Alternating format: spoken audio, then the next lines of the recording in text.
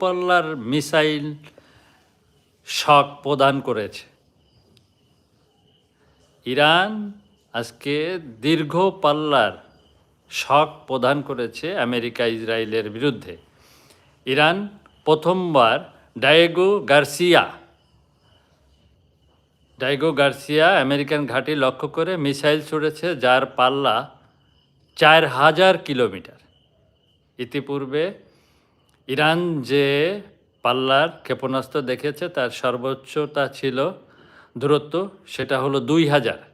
আর এই প্রথমবার সে কী করেছে, 4000 কিলোমিটার পাল্লার যে ক্ষেপণাস্ত্র দূরপাল্লার সেটা সে লঞ্চ করেছে, এবং সেটা আঘাত হেনেছে কোথায় সেটা আমি যাচ্ছি পরে।